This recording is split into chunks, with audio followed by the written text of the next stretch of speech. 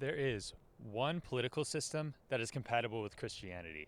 And not only is it compatible with Christianity, but it is the fundamental hope of Christianity. It is the entire point of the religion. That political system is theocracy. The main focus of Christianity is not being nice to people. It is not going to church on Sunday. It is not getting your soul to heaven after you die.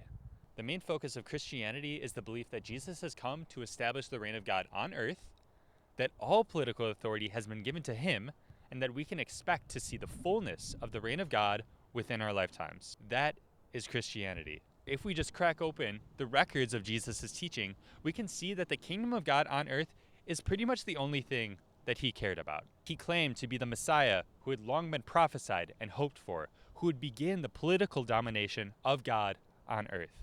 If we think about how the Romans did not care about inter-Jewish religious disagreements, if we think about how Jesus was ridiculed for his pretensions to kingship, it becomes clear that Jesus was not executed for being a blasphemer or a heretic.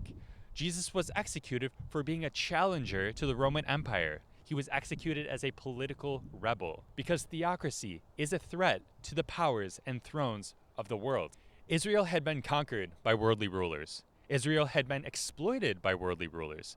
Worldly rulers trampled on the justice of Israelites. The average worshiper of the one God was not a fan of worldly rulers, just like the average person today is not. That is why they awaited theocracy. Things would improve when God came and took power from the worldly rulers so that he could rule justly, so that he could bring justice to the earth.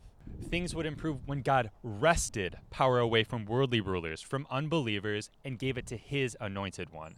Then everything would be better. Theocracy was the hope of Israel. Theocracy was the proclamation of Jesus. Theocracy is why anyone cared.